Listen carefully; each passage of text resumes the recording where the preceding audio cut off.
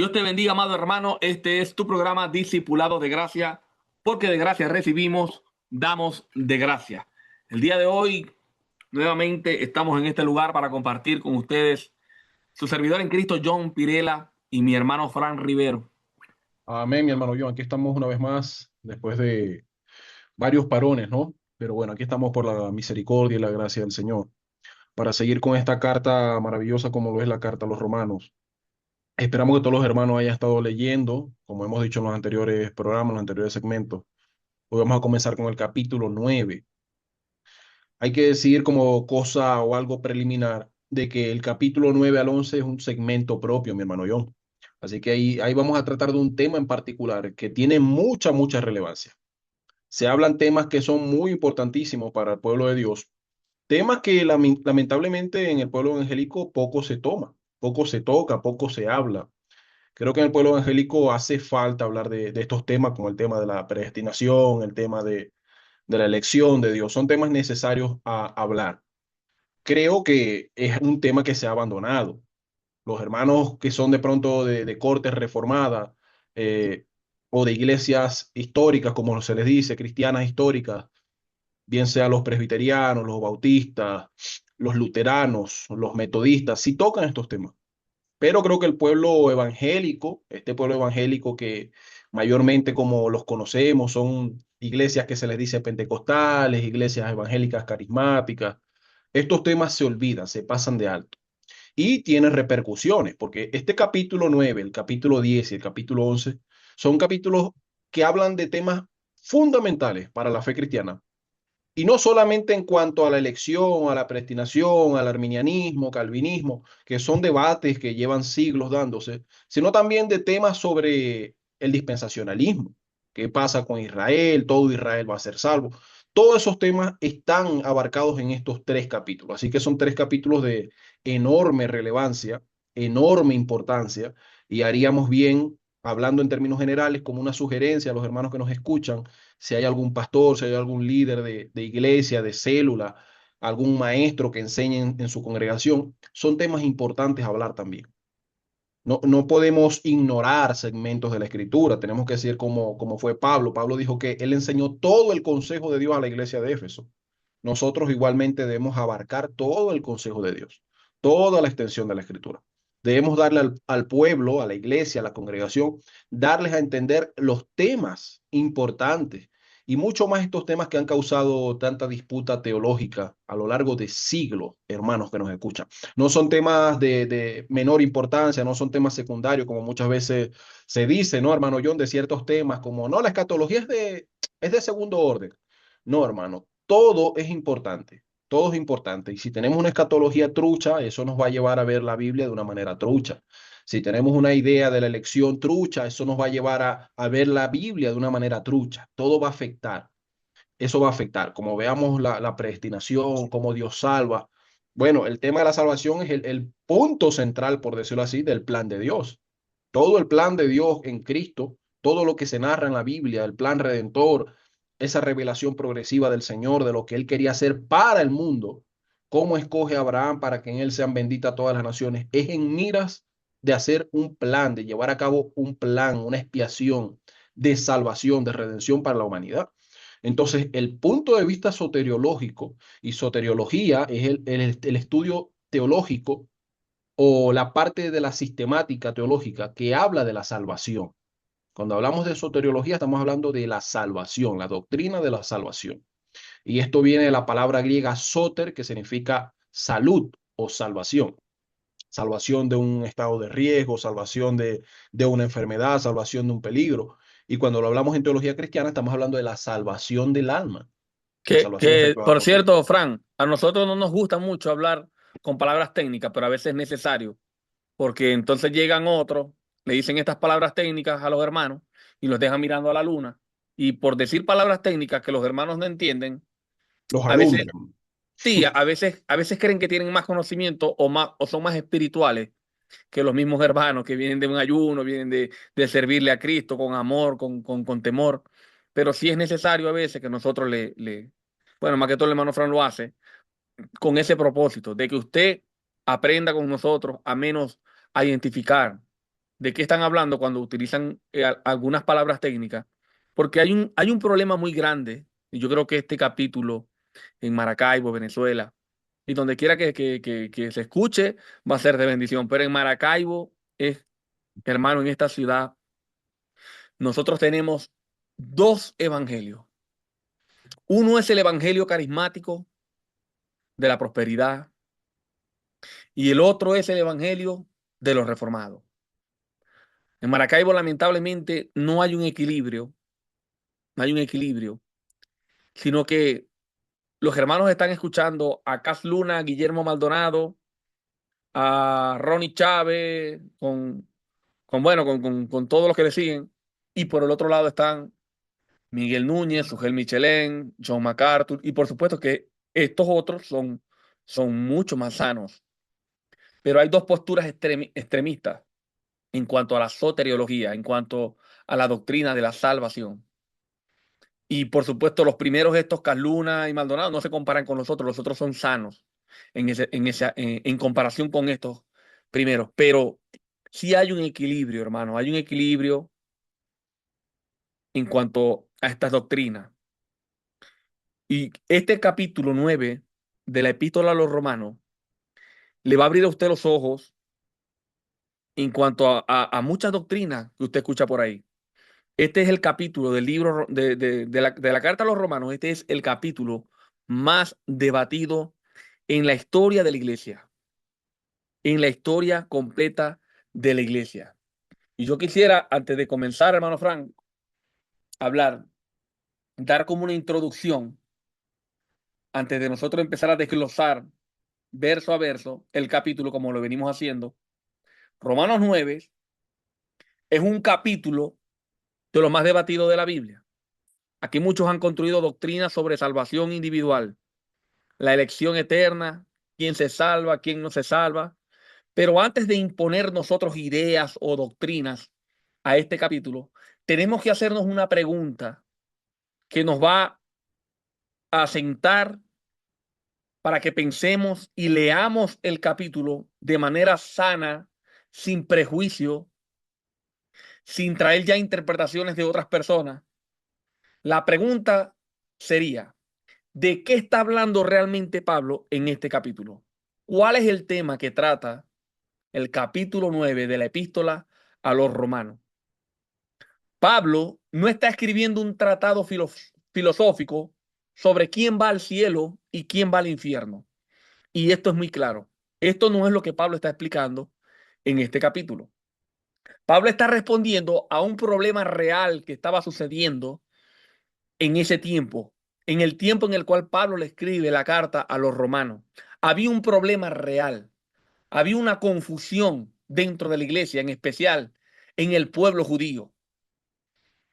Si Israel era el pueblo escogido, porque ellos eran los escogidos, si Israel era el pueblo escogido, ¿por qué la mayoría ha rechazado a Jesucristo? Era un problema real, era una pregunta que se hacían los judíos.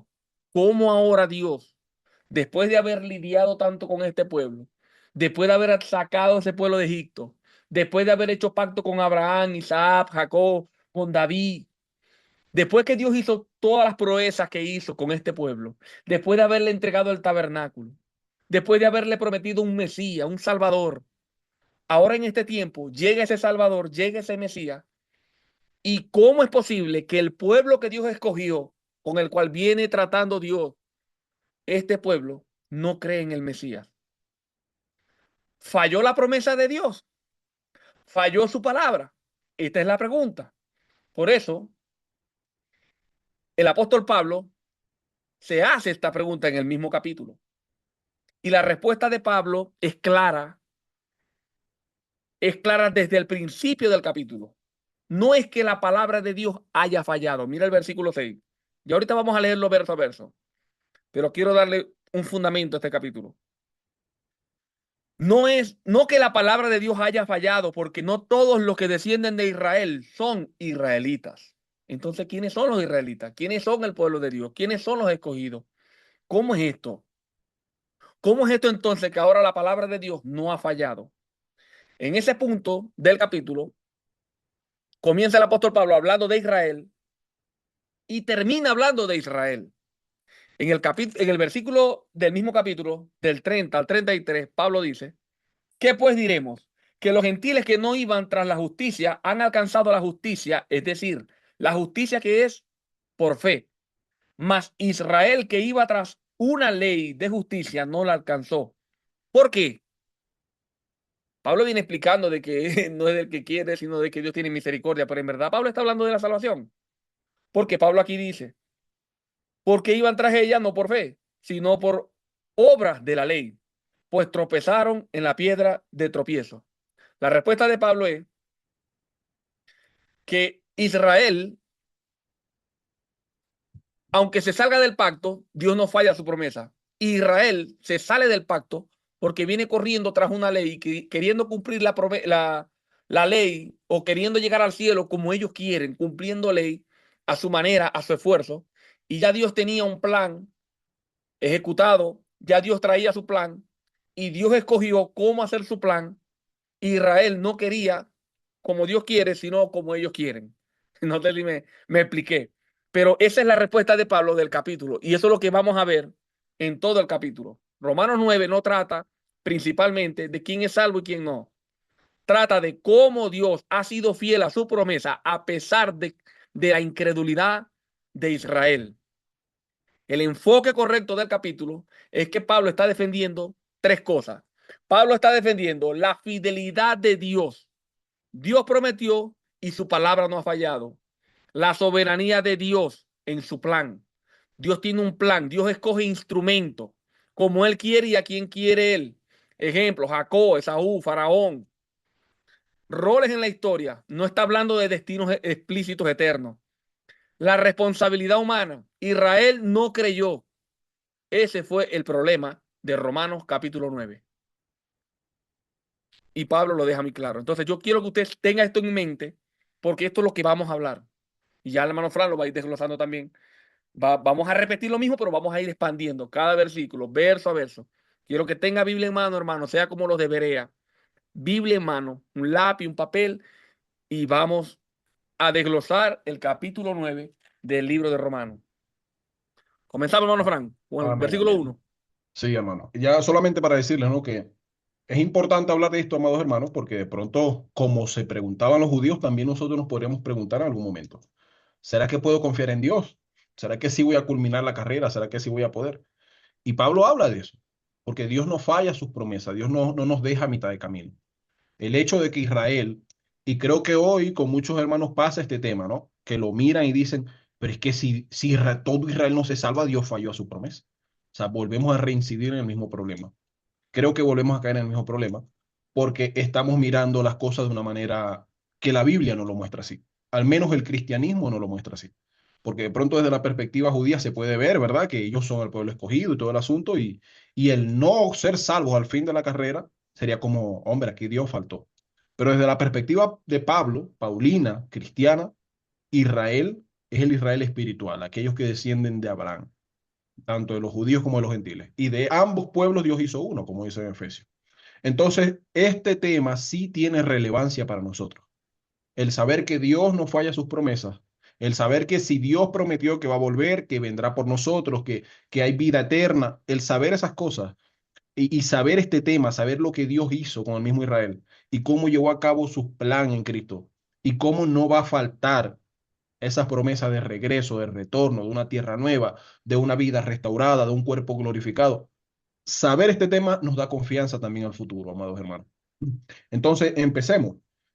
Leamos los primeros 5 versículos que son importantísimos. Y Pablo dice, leyendo la Reina Valera, dice, verdad digo en Cristo, no miento. Después de que Pablo termina el capítulo 8 gozoso, diciendo que nada nos va a separar de Cristo, ni lo presente, ni lo porvenir, él viene como que se sienta y dice, pero de verdad les digo en Cristo, y no miento, y el Espíritu Santo me es testigo, que El tengo Espíritu gran Santo, tristeza. El Espíritu eh, Santo me es testigo que no estoy mintiendo en esto. exacto. Tengo una gran tristeza y continuo dolor en mi corazón por causa de mis hermanos, ¿verdad? Porque desearía yo mismo ser anatema, o sea, estar otra vez separado de Cristo, separado de Cristo por amor de mis hermanos.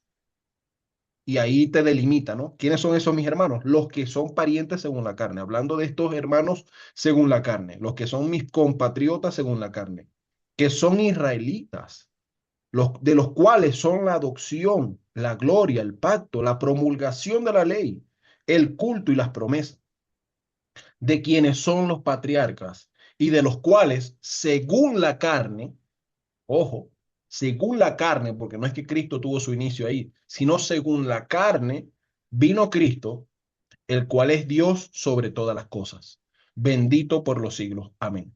Aquí Pablo le dice que Cristo es Dios, ¿no?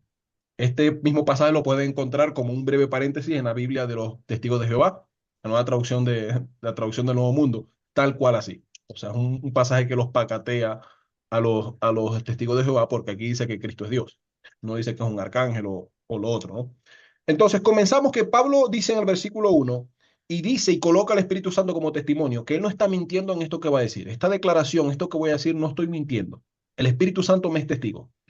Tengo un gran dolor en mi corazón y una gran tristeza en mi alma, en mi corazón, por causa de mis hermanos, esos que son mis parientes según la carne. O sea, Pablo Pablo, pasa de la seguridad, ¿verdad? Y de la confianza que muestra en los capítulos finales, el capítulo 8, a un dolor en su corazón, a una tristeza, a incluso a querer separarse de Cristo. Esto de pronto para el que lee y pues no es cristiano, esto no parece mucho, ¿no? Pero para nosotros, para aquel que es cristiano, decir, yo deseara ser separado de Cristo para que estos entraran, hermanos, uno de los sacrificios más grandes y o el decirlo en el sacrificio más grande espíritu, que podríamos ahorita hacer. Juan, Fran, decirlo en el espíritu, Decirlo en el espíritu, sí, no está jugando Pablo allí, no está porque mi simplemente conciencia, vociferando, ¿verdad? Pablo dice, digo verdad en Cristo y En no Cristo. miento. Y mi conciencia me da testimonio en el Espíritu Santo. O sea, lo que Pablo está hablando, no lo está hablando por decir, es una verdad. Pablo estaba dispuesto a eso. Y yo le digo algo, hermano, yo le digo algo. El apóstol Pablo no amaba más que Jesucristo.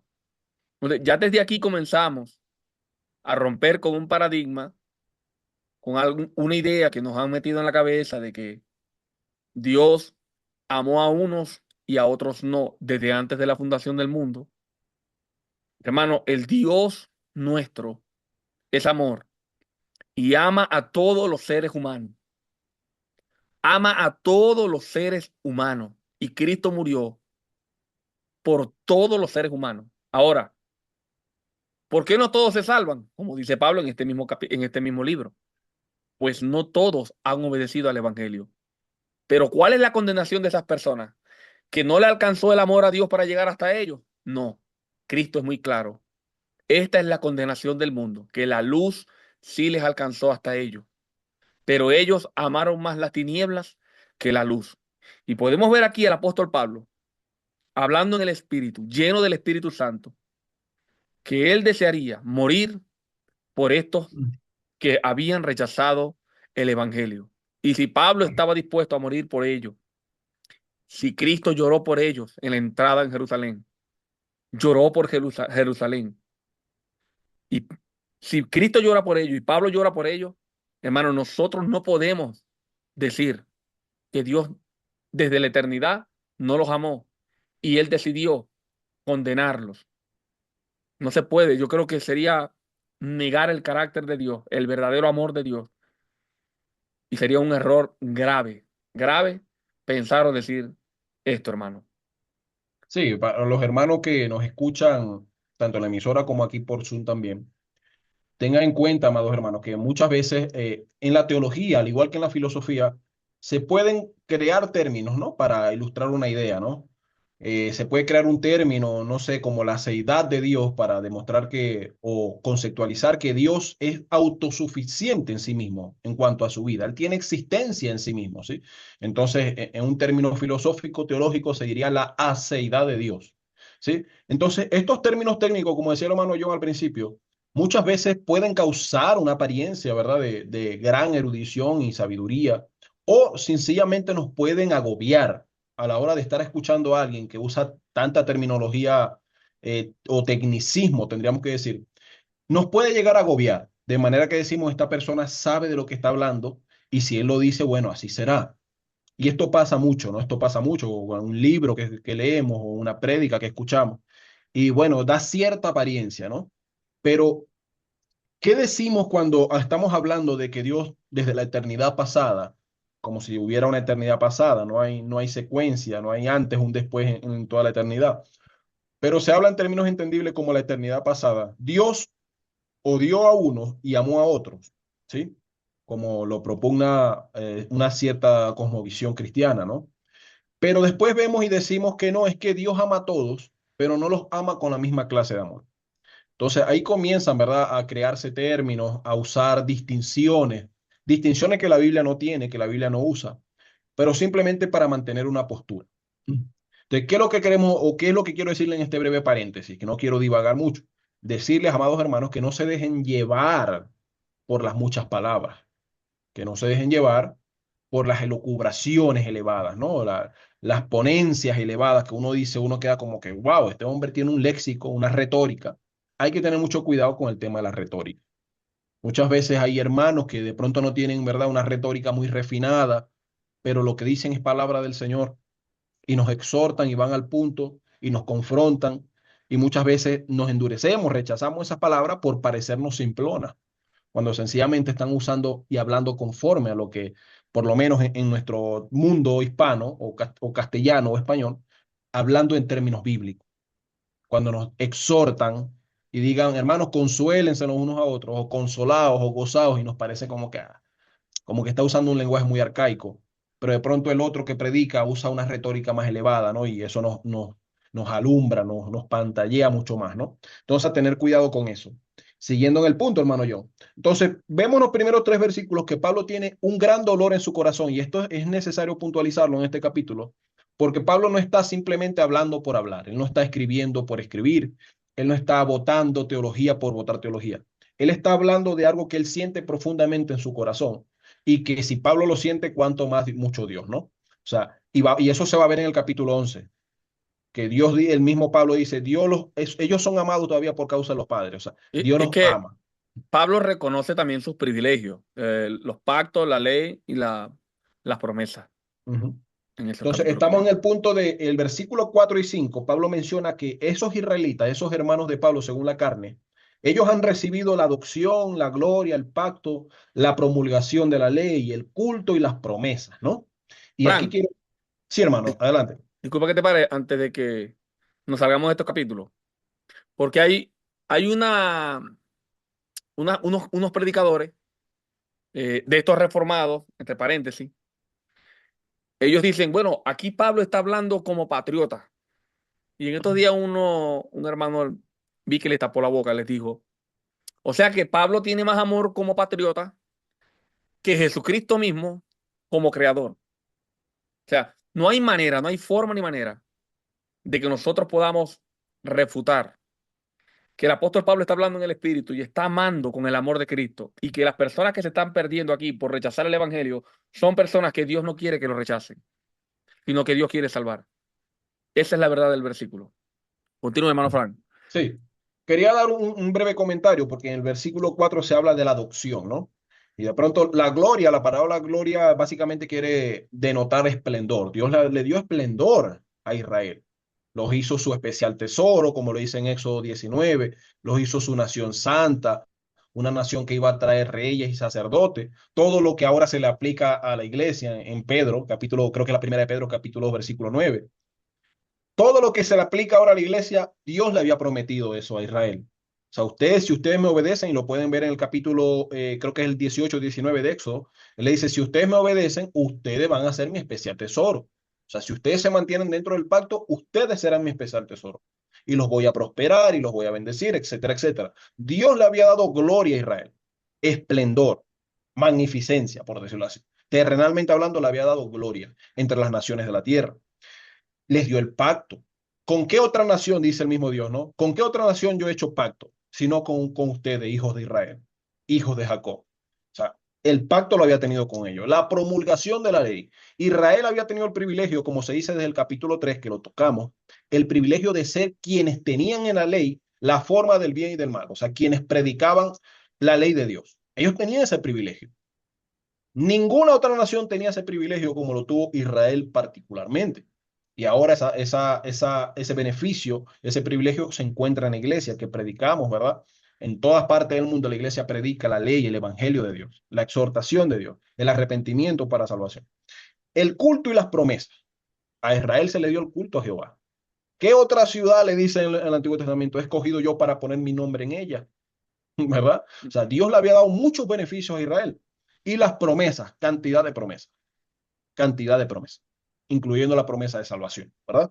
Entonces, pero me voy a enfocar en la adopción, el tema de la adopción, un breve comentario, porque ahí la adopción no está hablando de ser hijo de Dios automáticamente. Y Pablo en el capítulo 8 habla de eso, que hemos recibido el espíritu de la adopción, y luego dice, esperando la adopción, que es la redención de nuestros cuerpos. Ya lo tocamos en el capítulo 8. Pero el haber recibido la adopción no era hacerlos hijos de Dios automáticamente, porque si así fuera, entonces este dolor y esta tristeza de Pablo, pues no tiene sentido.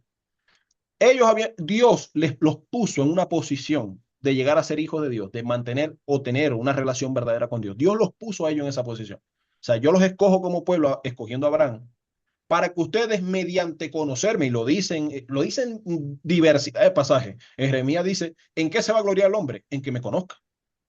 ¿En qué se van a gloriar ustedes? En que me conozcan a mí. Y este pueblo es duro de servir porque conoce el burro a su padre, conocen estos a su padre, pero este pueblo no me ha conocido a mí.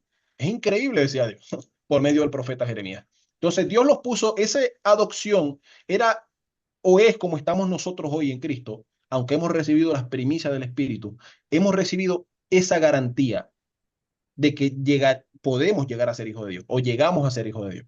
¿Sí? En el caso de la iglesia, la adopción se habla en términos de redención del cuerpo, porque hoy por hoy el que ha creído ha recibido la potestad de ser hecho hijo de Dios. Pero a Israel se les puso en una posición de privilegio para ser hijos de Dios, para ser el pueblo de Dios.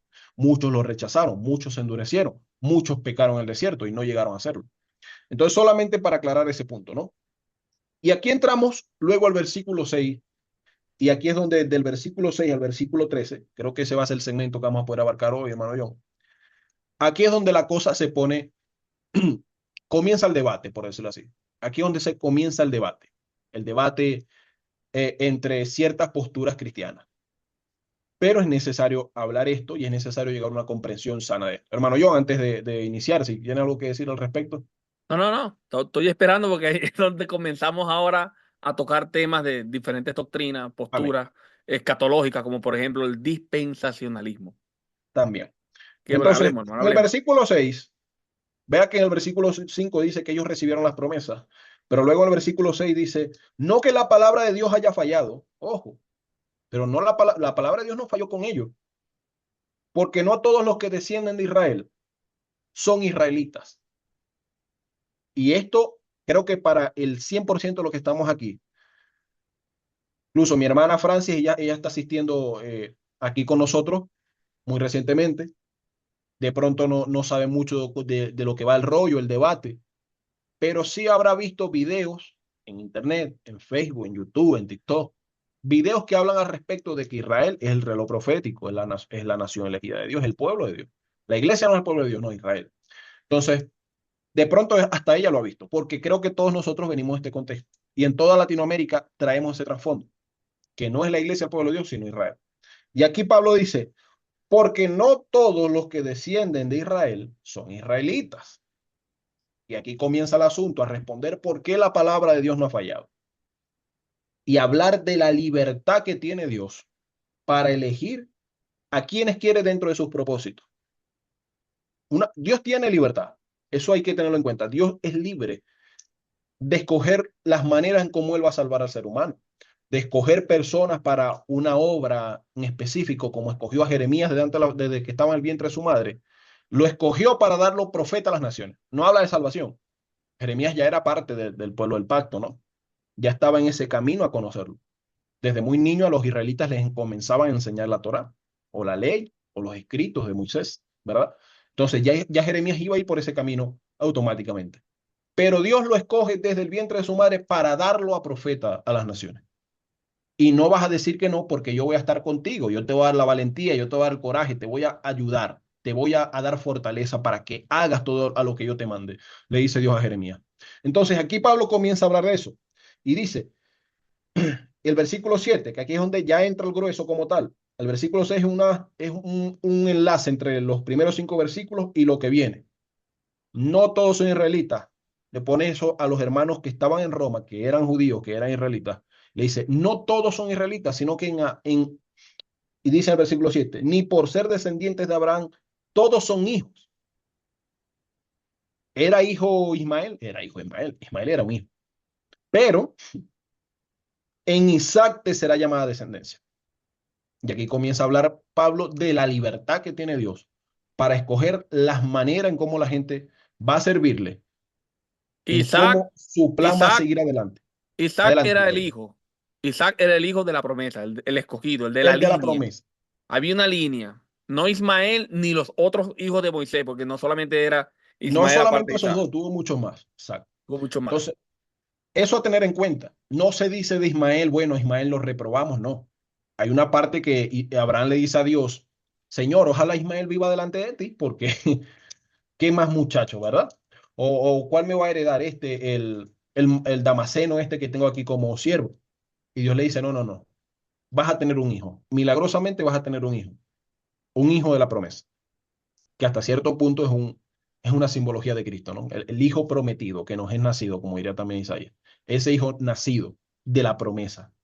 Entonces, Abraham iba a tener un hijo de la promesa. Y a él, no a Ismael, el que era mayor, el que era tu primogénito, Abraham, no, no. Voy a escoger a ese niño que van a nacer, incluso a través de un milagro, porque tu mujer es estéril y tú eres un anciano que casi está masticando el polvo, como lo dice en el capítulo 4. Abraham no se debilitó en la fe, viendo su cuerpo casi como muerto, ni viendo la esterilidad de Sara, sino que se fortaleció en fe. Entonces, Abraham creyó a Dios y le fue contado por justicia. Sí, Abraham fue un hombre de fe. Por eso se le dice el padre de la fe. Entonces, Pablo pone este versículo 7 para mostrar, al igual que en el versículo 6, que no era la manera de nosotros o a la manera cultural del mayor, el primogénito, sino de que Dios tuvo la libertad de escoger a Isaac. Y esto es lo que está pasando. Él, todo esto lo está hablando para mostrar que Dios ha tenido la libertad, que aunque incluso ustedes son el pueblo de las promesas, del pacto, de la gloria, todo el asunto, es a través de Jesucristo que ustedes realmente pueden ser justificados y estar en paz con Dios. Exacto. Eso es lo O que sea, Pablo comienza a mostrar. es por Jesucristo. Por eso es que es marcado Isaac. No es porque Dios hizo un milagro y Abraham era un viejito de 100 años y por eso que sabemos que Isaac fue porque fue por un milagro. No. Porque después de Isaac, que, que Abraham los tuvo a los 100 años, Abraham tuvo uno, dos, tres, cuatro, cinco, seis hijos más a los 137 años. ¿Y por qué nadie se sorprende y dice, wow, cómo nació Sinra, Joxan, Medán, Madián, Isba, Suá? ¿Cómo nacieron? ¿Con cuál fue el milagro? No, porque lo que la Biblia está narrando es la línea de Jesucristo. Desde el Génesis al Apocalipsis se cuenta la línea de Jesucristo. Y la línea de salvación venía por Isaac. Eso es lo que Pablo está hablando aquí. Dios escogió a Isaac para seguir con su plan. Amén. Dios toma a Abraham y le dice, mira, de ti voy a hacer una gran nación. Pero esa gran nación, esa promesa, esa bendición no va a seguir por Ismael, que es tu primogénito, ni por los otros 6 muchachos que vas a tener. No, no, no. Lo vas a tener en Isaac, ese que vas a tener con Sara, tu esposa, que es infértil y todo lo demás. O sea, ese hijo de la promesa. Al año que viene vas a tener un hijo. Bueno, por ese hijo es que va a seguir la promesa. Dios lo eligió así. Y es lo que Pablo está mostrando aquí. Versículo 8. Esto es, no los que son hijos según la carne son los hijos de Dios, sino los que son hijos según la promesa, son contados como descendientes. Esto es evangelio puro.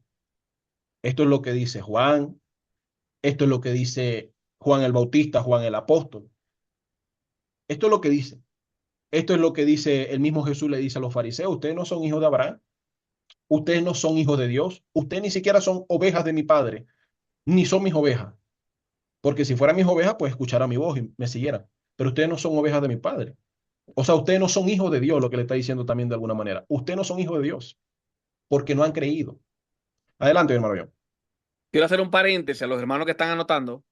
Les voy a ir dictando algunos versículos que ustedes van a anotar allí para que usted en su cuarto, en su intimidad con el Señor, en oración, usted medite en estos versículos y usted se dé cuenta que el pueblo de Dios es la iglesia. Romanos 2, del 28 al 29. No es judío el que lo es exteriormente, sino el que lo es en lo interior. Gálatas 3:7. Los que son de fe, estos son hijos de Abraham. Gálatas 3 del 28 al 29. Si vosotros sois de Cristo, ciertamente linajes de Abraham sois. Gálatas 4, 28 al 31. Gálatas capítulo 4, versículo 28 al 31. Pablo dice, los de la carne no heredan, los de la promesa sí heredan. Oseas capítulo 1 del 9 al 10. Dice que no sois mi pueblo. Será dicho hijos, será dicho hijos del Dios viviente a los que creen. Mateo 21:43. El reino de Dios será quitado de vosotros, se le dice a los judíos, y será entregado a gente que rinda su fruto. Filipenses capítulo 3, versículo 3. Nosotros somos la verdadera circuncisión, nosotros, la iglesia. Primera de Pedro, capítulo 2, versículos 9 y 10. Vosotros, pueblo adquirido por Dios, vosotros que en otro tiempo no erais pueblo, ahora sois el pueblo de Dios, real sacerdocio, nación santa. El pueblo escogido de Dios es uno solo y es la iglesia de Jesucristo. Así que anote eso, hermano, para que usted medite, tenga algo que meditar después que termine esta enseñanza o mañana cuando tenga tiempo. Continúe, hermano Fran. Amén. Entonces, para recalcar otra vez, estos versículos, estos 6, 7 versículos, del 6 al 13, quieren mostrar la libertad de Dios para elegir a quienes quiere dentro de su propósito. Dios eligió a Isaac por encima de Ismael, que era el primogénito, era el mayor, era quien debía llevar las promesas del Padre. Culturalmente hablando era así. Incluso hasta nuestros días se puede ver algo de eso. El mayor es el que lleva la batuta, el que le da ejemplo a los otros hermanitos. Siempre es así. Dios pasó por encima de esa ley cultural. Dios pasó por ese medio humano y eligió a quien él quería por medio de quien iba a seguir su plan de traer la simiente de la mujer o la simiente de Abraham en el cual todas las naciones serían benditas. Simiente que según Gálatas 3:16 es Cristo. No es Israel, esa simiente es Cristo. La simiente de Abraham, según Gálatas capítulo 3 versículo 16, es Cristo, no Israel. Entonces, en Cristo serían benditas todas las naciones de la tierra, lo que dice Pablo. Versículo 8, ¿no? Dice, esto es, no los que son hijos según la carne, sino los que son hijos según la promesa son contados como descendientes, ¿no?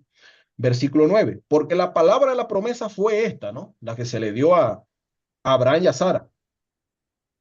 Tendrá un hijo. Por este tiempo vendré y Sara tendrá un hijo. Al cabo de un año, dice ese pasaje en Génesis, ¿no? Al cabo de la vuelta de la vida o del tiempo de la vida, o sea, prácticamente un año. Volveré y Sara tendrá un hijo. Esa es la promesa que se le dio. Por medio de ese hijo prometido es que vendrá la salvación. Así como a través del hijo prometido Cristo vino la salvación.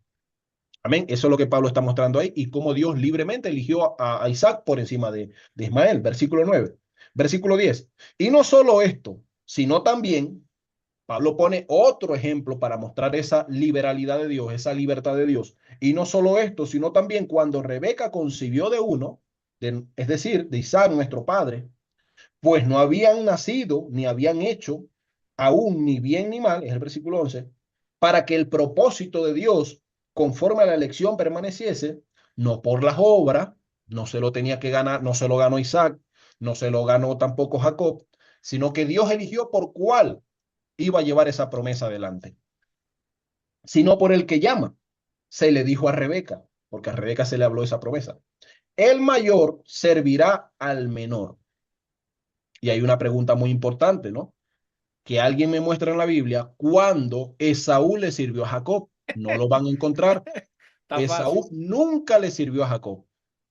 Antes, cuando Jacob regresa con Lea y con Raquel, baja la cabeza y le dice, mi señor, aquí te traigo un montón de regalitos para Siete que estemos veces en se paz. inclinó. Siete 7 veces. veces se le inclinó.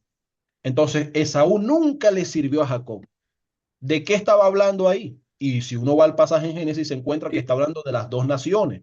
y le dijo, Fran, le dijo Jacob a Esaú, nos vemos en Maracaibo y se fue para Cabima porque le tenía miedo. Así mismo. No, no, es que dale un poquito y yo te alcanzo porque mis mujeres están con el periodo y yo ando un poquito cansado por lo de aquí lo de la cintura y tal. Ahorita te alcanzo. Se fue para Ciudad Ojeda. Se fue para otro lado. Entonces, Esaú nunca sirvió a Jacob y la palabra de la promesa es que el mayor serviría al menor. ¿En cuanto a qué? En cuanto a las naciones. Y Pablo luego pone el versículo 13 otro pasaje donde queda mucho más evidente, hablando en Malaquías, capítulo 1, en los primeros 6 versículos. Como está escrito, a Jacob amé, mas a Esaú aborrecí.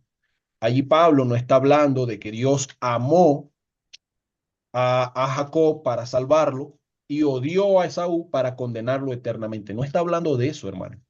Está citando sencillamente Malaquías capítulo 1, ya lo estoy buscando. Malaquías capítulo 1, en los primeros versículos, lo habla.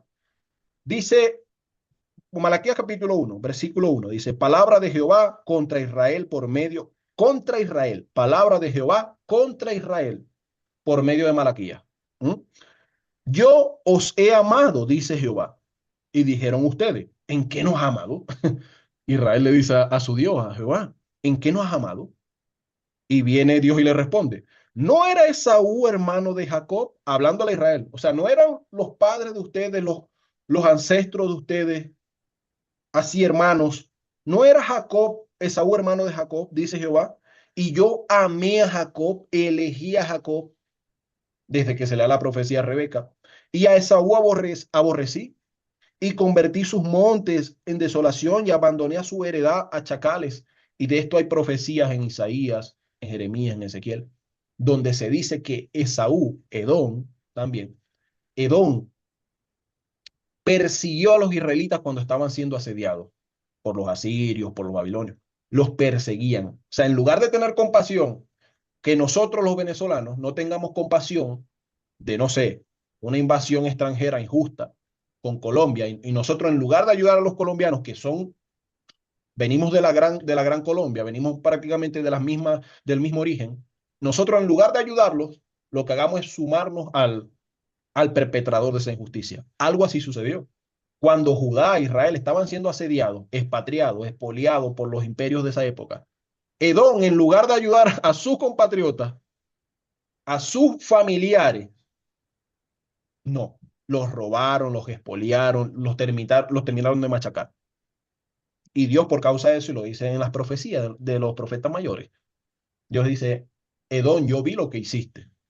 Yo vi que en lugar de dolerte de mi pueblo, de mi heredad, que son tus familiares, Edom, te sumaste a los extranjeros para hacerle mucho mal a mi pueblo, para sumar, aumentar el mal de mi pueblo. Por Sin, tanto, yo estoy contra ti.